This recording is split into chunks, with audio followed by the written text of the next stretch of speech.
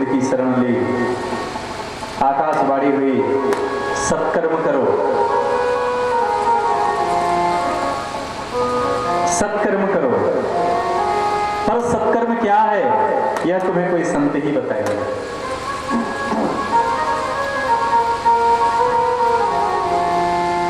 सनकादिक कहते हैं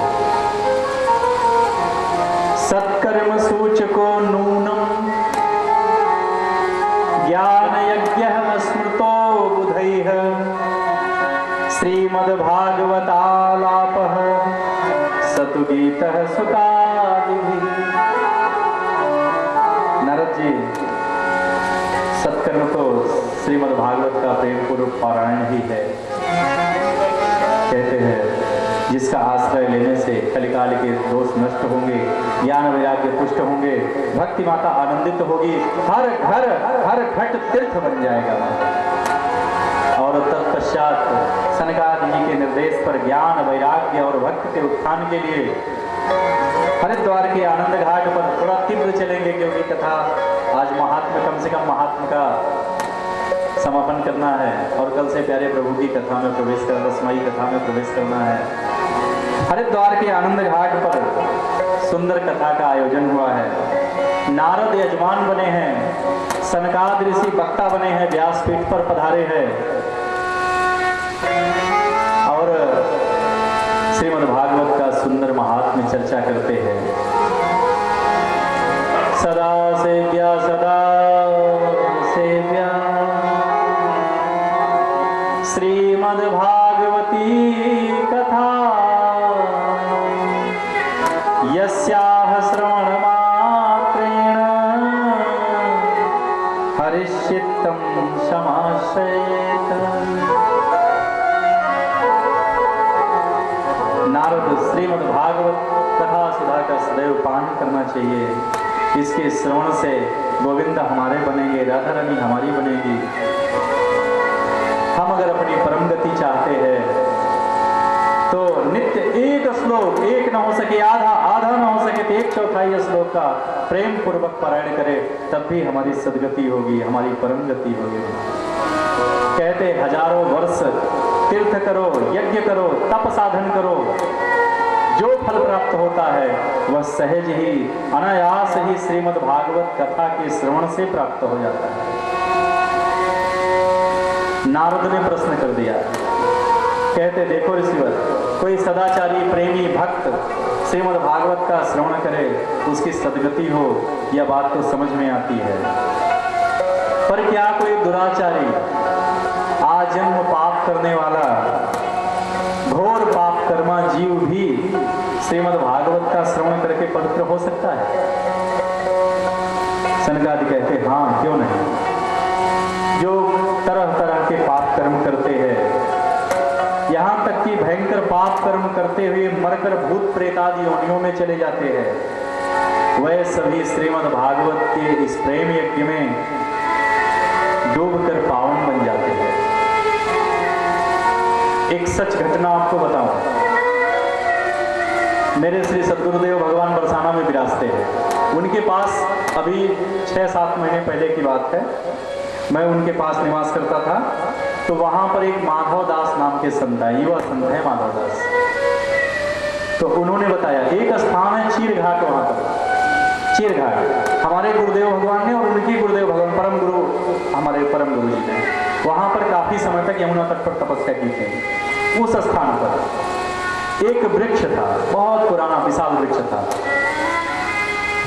वहाँ एक छोटा सा आश्रम है, उसमें एक बंगाल से आए थे एक साधु, नया लड़का एक साधु आया, कुछ समय निवास किया। एक बार उसको न जाने क्या सूझा, वो कुल्हाड़ी लेकर के बहुत सारे वृक्षों को, लताओं को, वनस्पतियों को काट दिया उसने। उसके बाद न जाने क्या उसको हुआ महाराज, वो विक्षिप्त हो गया।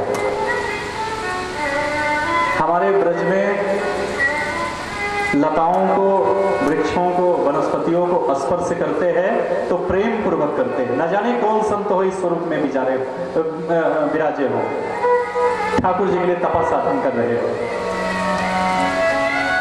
वह संत विक्षिप्त हो गया, पागल हो गया महाराज। और रस्सी बनाकर एक ऊंची डाल पर उसने फांसी लगा दिया। अब देखिए, उसका निधन हो गया, मृत्यु हो गई। आश्रम के अन्य संतों ने देखा तो उसको उतार के अपना यमुना जी में संस्कार किया। उसके बाद कुछ दिन बाद ऐसी घटनाएं शुरू हो गई, सहसा ही अचानक ही दिन हो, रात हो, सायंकाल हो, वृक्ष की डालियां अपने आप हिलने लगती महाराज, जोर जैसे झंझावात आ गया हो। दीपक जल रहा है, दीपक बुझ जाता है, कोई वस्तु पड़ी है उलट जाती है। इस प्रकार के लक्षण जो है प्रकट होने लगे आश्रम में। और कहते हैं कि किसी ने परामर्श लिया किसी संत से, उन्होंने कहा कि श्रीमद् भागवत की प्रेम कथा का श्रवण कराओ, इसको हो सकता है प्रेत योनि प्राप्त हुई हो, उसको उसका उद्धार हो। कहते हैं ब्रज के किसी रसिक प्रेमी को बुलाकर वहां श्रीमद् भागवत का आयोजन कराया गया। और सातवें दिन कहते हैं श्रीमद् भागवत की कथा समाप्त हुई, हवन हो रहा था। उसी समय जिस डाल पर उसने फांसी लगाई थी साधु ने, वो डाल टूट कर गिरी और उसके बाद वहां पर कभी कोई लक्षण किसी प्रकार का प्रकट नहीं हुआ। ये संत माधव दास ने हमसे ये चर्चा की आज की अभी 6-7 महीने पहले, एकदम सत्य घटना है ब्रज की, उनके द्वारा मुझे बताई गई। तो श्रीमद् भागवत की कथा ऐसी है जो प्रेत का भी उद्धार करने में समर्थ है आज कलिकाल में। ये जो कथा मैं आपको सुनाने जा रहा हूं, ये तो पूर्व काल की है, ये तो बहुत प्राचीन काल की है। आज भी ऐसी घटनाएं हो रही है। श्रीमद् भागवत की महिमा का ये प्रकाश कहते हैं। सनकादिक ऋषि बहुत सुंदर सुनाते हैं, नारद जी, इस संबंध में मैं तुम्हें एक इतिहास सुनाता हूं। तुंगभद्रा नदी के तट पर उत्तम नगर, जहां एक वेदज्ञ ब्राह्मण आत्मदेव निवास करता है, उसकी पत्नी है, नाम है दुधली। आत्मदेव का जीवन बहुत पवित्र है, पर दुधली उतनी ही प्रतिकूल भाव की है, बड़ा कपट है मन में, धन ऐश्वर्य की लोभनी है। कहते सब कुछ है घर में, पर बेटा नहीं, बेटी नहीं, पुत्र नहीं, संतान नहीं। आत्मदेव ने सारे पुण्य कर्म किए, अनेक बार तीर्थ सेवन किया, अनेक बार संतों का भंडारा किया, अनेक बार यज्ञ कराए, लेकिन परिणाम में सब कुछ शून्य महाराज। एक बार मन में यह भाव आया, जब बेटा ही नहीं है, संतान ही नहीं है, जीकर क्या फायदा, और प्राण त्यागने के उद्देश्य से वन प्रदेश में चले गए। वहां एक संत से भेंट हुई, दौड़कर चरण पकड़ लिए। सुना है ना, संत सब कुछ कर सकते हैं महाराज, भगवान के प्रेमी जन कुछ भी कर सकते हैं। यहां तक कि भगवान भी जो करने में संकोच करते हैं ना, उनके भक्त सहज ही संपादित कर दिया करते होता। भक्त के बस में भगवान होते हैं। दौड़ के चरण पकड़ लिया, कहा भगवान मुझ पर कृपा करिए, मुझे तो संतान चाहिए, संतान चाहिए, जैसे करें। संत ने सुना, आंखों में आंसू आ गए। स्वतंत्रता मिली है, बंधन मांगता है। कहते अरे प्यारे, भगवान का भजन करो जाओ। संतान ने किसको सुख दिया है महाराज? विपत्ति में फंसोगे, अनावश्यक प्रयत्न मत करो। वन प्रदेश में रहकर ठाकुर जी राधा रानी का सुंदर भजन करो, उन्हीं के लीला रस में डूबे रहोगे और संसार वासना को छोड़ दो। विवेकम तु समासाध्य त्यज संसार वासना। संसार की वासना छोड़ो।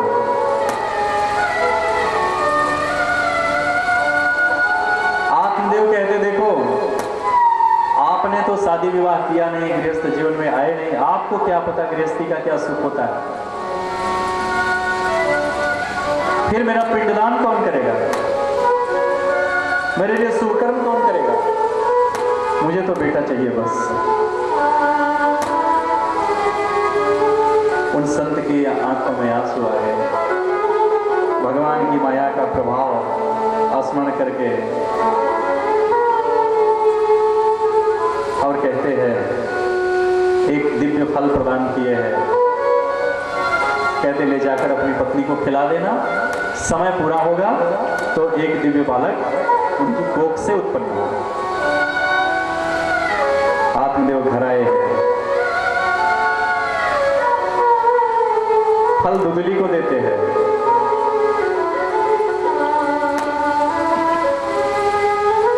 फल की महिमा बताई।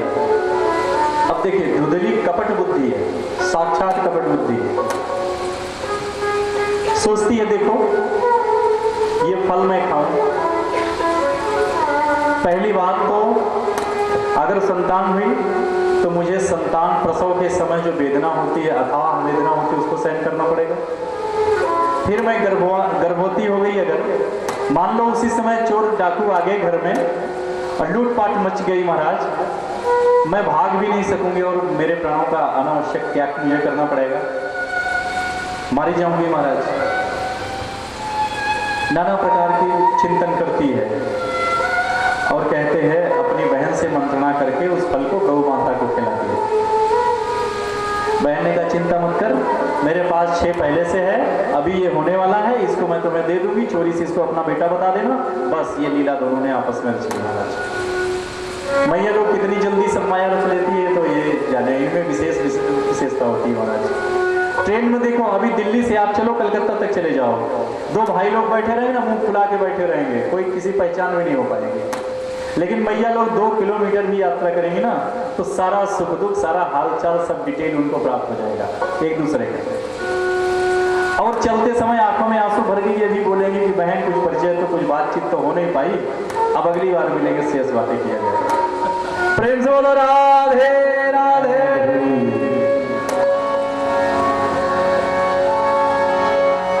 कहते हैं समय बीता,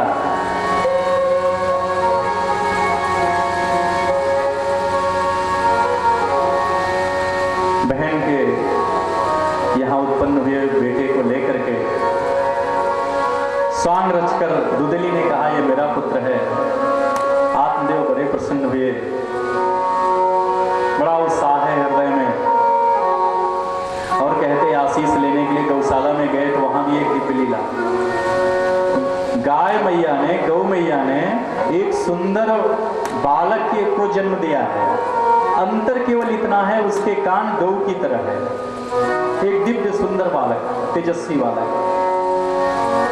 अरे आत्मदेव तो परम प्रसन्न हो गए, हे भगवान, कहा मैं एक के लिए तरसता था, 2-2, एक पर एक फ्री।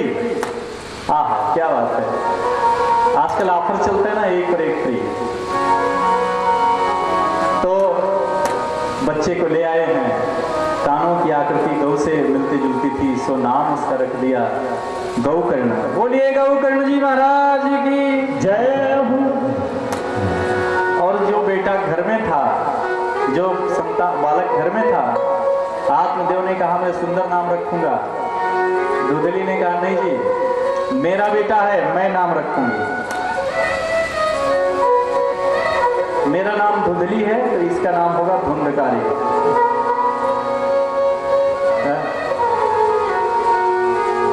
आजकल भी लोग ऐसे देखो कैसे कैसे नाम रखते हैं, पहले कितने सुंदर नाम होते थे। हरिहर, विष्णुदयाल, रामकृष्ण, बालकृष्ण, रामदास, कैसे कैसे नाम, सुंदर सुंदर नाम होते थे। आज ये चिंटू, मिंटू, रिंटू, सिंटू, कौन कौन नाम होने लगे महाराज। क्या बात है। या फिर इतने कठिन कठिन नाम रखते हैं, अब तो इंटरनेट पर सर्च करते हैं तो उसमें पूरा लिस्ट आ जाती है महाराज, बच्चों की